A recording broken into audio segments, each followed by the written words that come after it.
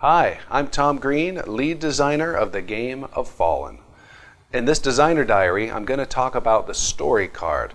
I'll show you how this card puts the players inside the dungeons of Fallen, as well as the mechanics behind the card that drive the action of the gameplay.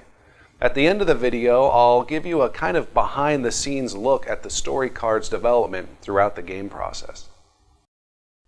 In the game of Fallen, the hero must explore 3 different story cards. Each of these cards is double-sided with 4 levels of choices for the hero to make. Now, the hero doesn't get to look at the story card to see what's coming up with each choice.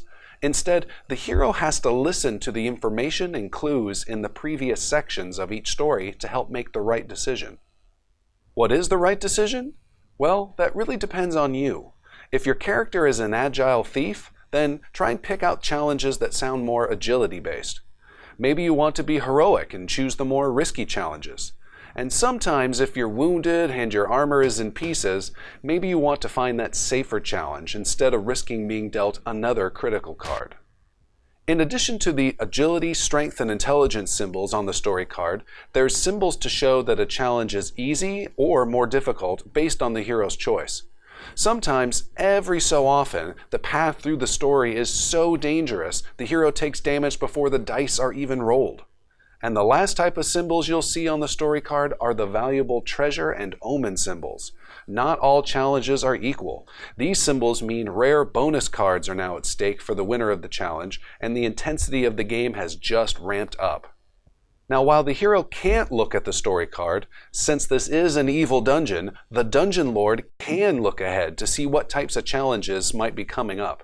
This gives the Dungeon Lord an advantage to maybe hold back on this challenge because the next one is the big one. Each story card has 10 different choices the hero can make, with a lot of different paths through the card. With so many choices and 3 different endings for each card, there is a ton of replayability.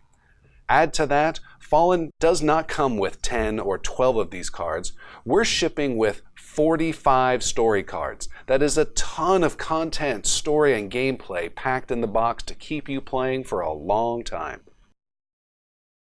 So when we first sat down to create the game of Fallen more than a year ago, we knew we wanted to create a dungeon adventure game, and we had something new. A lot of the dungeon games out there, games we love just as much as you do, they didn't have that classic dungeon feel. They just didn't pull us into that experience. So we created the story card.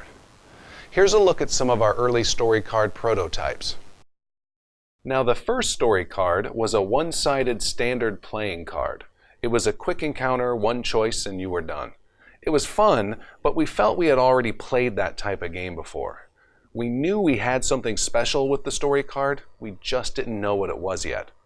We wanted to sink our teeth into bigger encounters, so we made the cards larger and added more choices.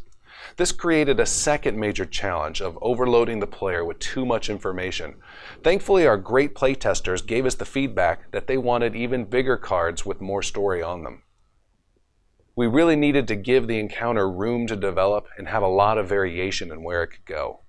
The last stage of the story card's development was delivering interesting encounters in a clean presentation, and we're proud of the final result. So that was a closer look at Fallen's story card. The game will be coming out on Kickstarter mid-June 2013. On the next Designer Diary, I'll be going over challenges and how the hero and Dungeon Lord battle it out.